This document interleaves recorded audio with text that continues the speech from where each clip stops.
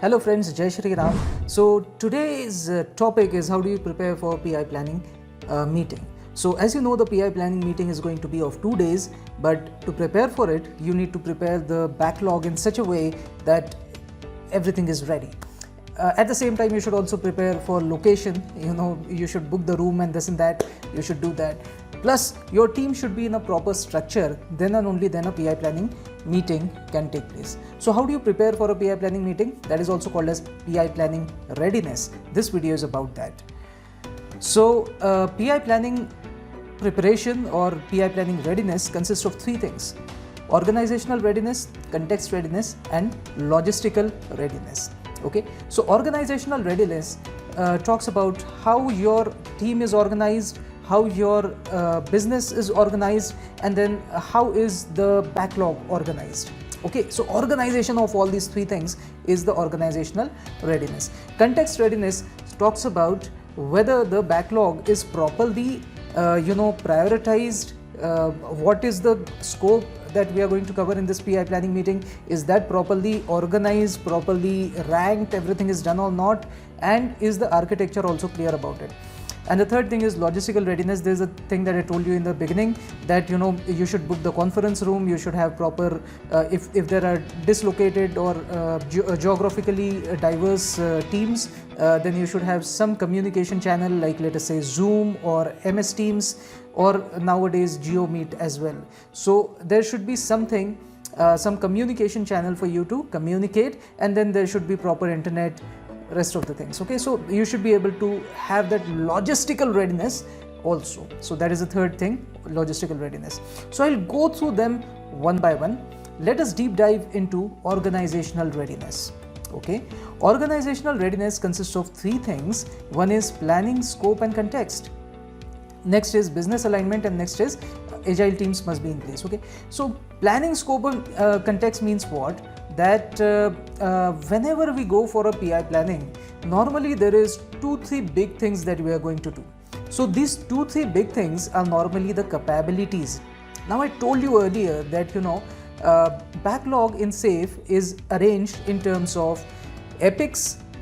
Epics are broken down into capabilities, capabilities are broken down into features, and features are broken down into stories. Okay, epics are at the portfolio level, capabilities are at the large solution level, features are at the PI level. That means the planning that we are going to do, that is for the PI, right? So we are actually planning the features, and then at the team level you have the stories. Now if you are planning for the features, then why do you want to plan for the capabilities? For the obvious reason that features are grouped into capabilities, or capabilities are broken down into features. So normally in a PI, we cover 2 or 3 capabilities, and they in all cover almost 10 features. So let us say the first capability must be covering 5 features, next 3 features, next 2 features. Okay, so these 3 capabilities will first be discussed, and then we will discuss the individual features into them. So those 5 features, 3 features, 2 features, that we'll discuss later, and then those 10 features we will be committing to completing those 10 features as an art, as an agile release train. Okay, and that is what is PI planning, and that is why first of all your scope and context should be clear. So what is the scope and context? So which capabilities are we considering in the PI? We'll pick a few, say 10 features from those few capabilities. Let us say there are 3 capabilities, and in all the features inside these 3 capabilities, there are 10 capabilities, 10 features, let us say. Okay, and so in the end we commit to completing those 10 features. Of course at the PI level we are talking of features only, but before getting to features we talk about the capabilities. Okay, now what is business alignment? Business alignment is that all the POs in all the teams within your art should be on the same page. They should all agree upon what? Upon 2 things. First is the acceptance criteria of each of these 10 features. Okay, second is the mutual ranking of the features. See, if I'm a PO of team 1 and there is somebody else who is the PO of team 2, then I and he should feel the same way, that these features should be ranked in this way. Suppose I feel that feature ranked at rank number 5 is more important than the feature ranked at let us say rank number 4, then I should first mutually discuss amongst all the POs of all the teams. Let us say there are 5 teams in my art, then I should speak to them, and then we should amicably come up with one ranking. This is very critical, because if you are going in a PI planning meeting, there you don't have time to argue and discuss and this and that. You have to do all these things during your PO sync meetings, which happen every week. Okay, so you should be ready with the correct ranking. All of you should be on the same page. All the POs of all the teams in the art should be on the same page. Otherwise, this meeting is going to be a disaster. Okay, so that is business alignment. And of course, the overall story points, or overall, even if the story points are not clear, it's okay. In the PI planning meeting also you can discuss it a bit, but mostly the story points are clear by then. Okay, and these are ballpark figures, of course. And the most important thing is, what is the acceptance criteria? If I say feature 1 should be doing this, then what exactly is that thing that feature should be doing? I should be extremely clear about it, and not just me, but all the other 4 POs in my art should also be on the same page. They should also feel the same way. Okay, so that is your business alignment. Your business, that means your product owners should be on the same page. Third thing is, agile teams must be in place. So that means your team, your art should not be of 50 to 150 people. Just okay, there are 100 people in your art. No, that is not the way it should be. It should be broken down into, let us say, 5 teams. Each team should be having, let us say, 11 members. This kind of a structure should be there. And art cannot be just a unorganized group of people. No, an art always consists of smaller teams, and the team size is usually 8 plus minus 3 people, which means 5 to 11 people. Okay, 8 minus 3 is 5, 8 plus 3 is 11. Okay, so it's an easy way to remember. It's also an easy way because, you know, in basic agile, you have 7 plus minus 2 people. So I have added 1 to 7 as well as 2. So it is 8 plus minus 3 people in safe. It's my way of remembering, because see, in basic agile, you have 5 to 9 people, and here in safe, you have 8 to 11 people. So how do you remember that? So 7 plus minus 2, 8 plus minus 3. Okay, so this is how you remember. Now the agile team should be in place. Then and only then you can have those team breakout sessions, and then you can have draft plan review and final plan review. How will you do that? If the teams are not divided yet, it's impossible to get into a planning meeting, right? So you have to break down the art into various teams first, and then you can go for a planning meeting for the PI planning meeting. Okay, so this is organizational readiness. So basically your scope and context, your business alignment, and your agile team should be in place. This thing is called as organizational readiness. Now let us dive into another form of readiness, which is called as context readiness. What is context readiness? Your your backlog and your architectural runway, it should be clearly defined. Okay, I'll come to that. See, first of all, in the PI planning meeting itself, the first 3 things that happen is, there is a 1-hour meeting called as executive briefing. Then there is a 1.5-hour meeting which is called as product vision briefing. And then there is another 1-hour meeting which is called as architecture vision briefing. So your executive briefing is given by your business owner. Who is your business owner? See, I told you earlier, at the agile team level, you have a product owner, right? So similarly, at the art level, 1 level above, you have program manager, who is the junior of business owner. Business owner is even more senior than program manager. Okay, so that business owner is going to conduct an executive briefing. In this executive briefing, he will explain those 3 capabilities that we are most probably picking up in this PI planning meeting. Okay, so he talks at the capability level. Okay, then product vision briefing is given by his junior, who is program manager. Okay, and program manager talks about all the 10 features inside these 3 capabilities. I told you, no, first capability has 5 features, second capability has 3 features, third one has 2 features. Okay, so these 10 features in all, they will be explained by your program manager, and that is called as product vision briefing. Now he has to explain a lot more because there are 10 features to cover, and that is why his meeting is a bit longer, and that longer meeting is of 1.5 hours. And then it is followed by architecture vision briefing. Some people also call it as architectural vision briefing. It's up to you how you want to call it. Now this is given by your system architect. Who is your system architect? See, at the team level I told you now there is development team. At the art level there is an architect to guide all these small agile teams, right? And that is called as a system engineer or system architect. Okay. Now that system engineer or system architect will give another briefing. Briefing means KT kind of a thing. Okay. Now what will he say? He will mostly talk about the architectural runway. What is an architectural runway? Architectural runway, guys, is basically how the product should be. See, in basic agile, we used to say that you develop the product as it develops over the time. Okay.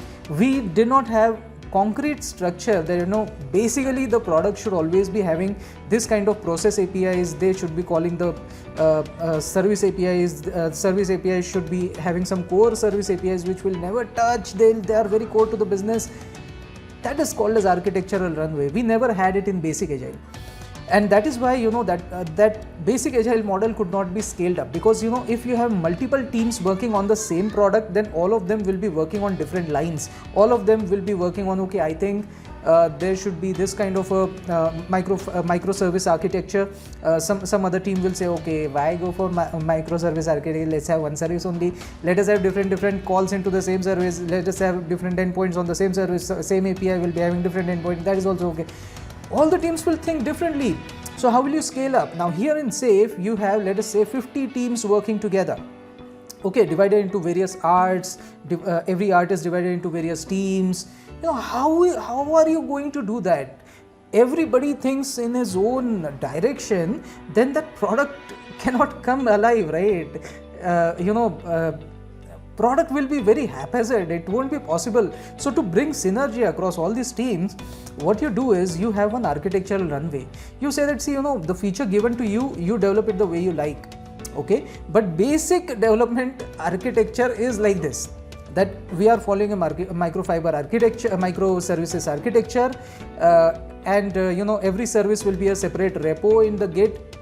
And that is your microservice architecture. Okay, they'll always be independently deployable, everything. Okay. Second thing that we'll say is, okay, basically the UI will call process APIs. We'll call them PAPIs. Okay. These process APIs in turn will be using service APIs, which will be called SAPIs. Okay. Service APIs we will not touch much. We will touch only the process APIs as far as possible. And then even out of the SAPIs, there will be some core SAPIs, that means core service APIs, which we will never touch. Or if we are going to touch, then some architecture level person will make modifications into them because they are very core to the business. Otherwise my business can get affected. I am not going to touch them ever. Okay, unless it is very highly required and an architectural level person will touch them. Rest of the developers, the lead level people will never touch. Okay. This is my architectural runway. That should be very clear. So now architectural vision briefing is what? That system engineer will now explain how will you implement these 10 features. You will implement it using this kind of you will implement keeping in mind this particular architectural runway. Okay. That is what this gentleman is going to explain. So that is your architectural vision briefing. So all these 3 briefings actually happen at the beginning of the planning meeting, before the PI planning begins, or maybe you can consider it as a part of the PI planning, because this basically takes up the time from 8 AM to I think 11:30 AM. So that is why you can consider this as a part of the PI planning. Otherwise you can say, okay, this has happened before the PI planning, whatever you want to consider. So that is called as context readiness. Okay, so all these 3 gentlemen should be ready with their speeches on that day. I'm using very layman's language, okay? Don't use this kind of a language in the interview. Don't say speeches, you say briefing. Don't say that BO is the boss of PM. No. PM works under the guidance of BO, or BO works with the help of PM. Use this kind of nice language for the interview. Okay, but just to make you understand clearly, I'm using clear pointed language. Okay. Now the third kind of readiness is called as logistical readiness. Some people also call this that, actually in material it is called as logistics readiness. So okay, you call it whatever you like, you will still get the marks, don't worry. Now it consists of three things. Firstly, your art consists of a lot of people. Let us say your art consists of 100 people. Okay, now how will those 100 people sit together for a meeting? You need to, and even teams are geographically diverse teams. So let us say we have two teams in Pune, one team in Bangalore, one team in Hyderabad, another team in the US, another in UK, let us say. So all these teams, how will they synchronize? So first of all, they have to, their own Scrum Masters will have to book the room on that particular day, keeping in line the international time, okay, and keeping in time the daylight savings and everything. So every Scrum Master has to book the conference room for those teams for 2 days, okay, for their respective teams, and that too at the same time. That is called as location readiness. Second is technology and tooling. Even if the conference rooms are booked, they have to be onto some call, right? There should be a Zoom call, or there should be an MS Teams video call, okay? So video calling mechanism should be in place, right? That is called as your technology and tooling. So your technology and tooling should be there. That means this kind of video calling should be properly available. Second thing is that for confidence voting also we use some software. See, confidence voting means whether you have confidence onto this plan or not. So whatever is decided, final draft, final plan view, final plan review. So whatever is the final plan that is that comes out, a voting is taken across all these 100 people in the art. Okay, that okay, all of you tell me out of 5, how much will you rate this plan? If I say 5, then I am 100% sure that this plan is going to work. If I say 1, that means I am not at all sure that it is going to work. I am very doubtful that it is going to work. This way, the voting, overall average voting should come above 3. Then and only then your planning is successful. Otherwise, you go for a replanning. Okay, so that is why there should be a mechanism. Now, how can I ask all the people to raise their hands and then all the Scrum Masters should count the number of hands up? It is not possible. It is very time consuming.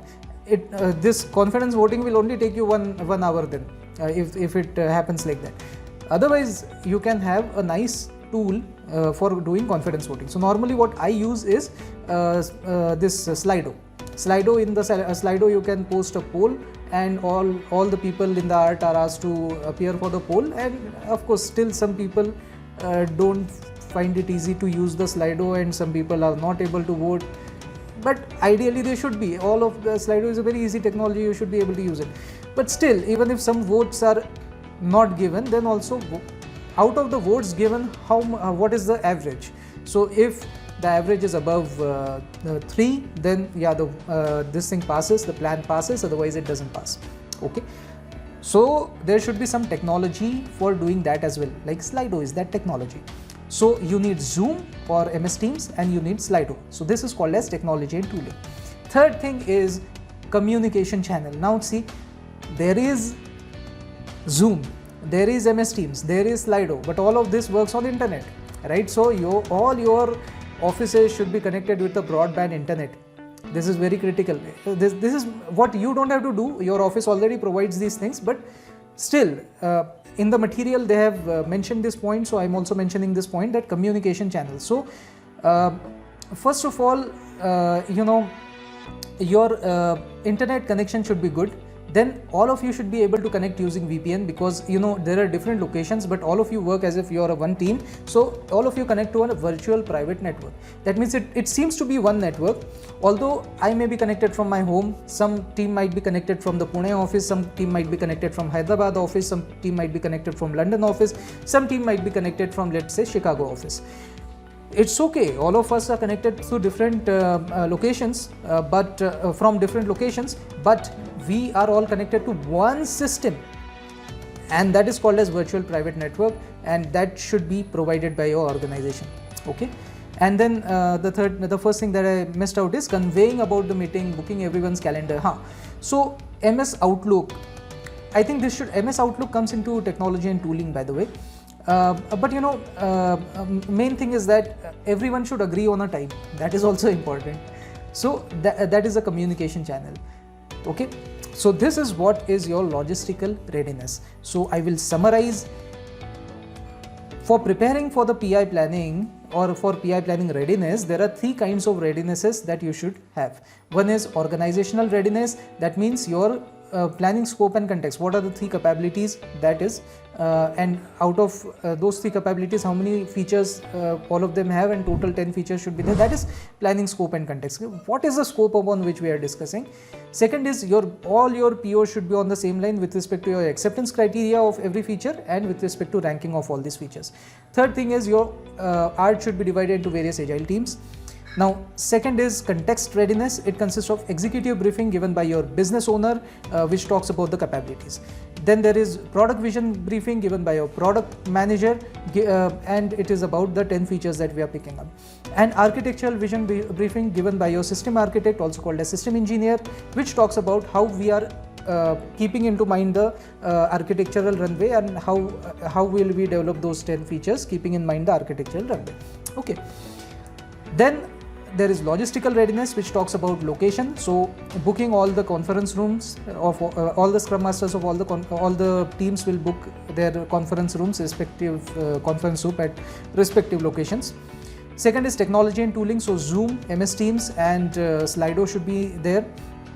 And then communication channels. That means all of them should be booking the room at the same time. All of them should have their calendars free at the same time. And then, having good internet connection, having a good VPN. Okay, that's it. So that was all about how you prepare for a PI planning meeting. Until next time, Jai Shri Ram from Amit Shirasao.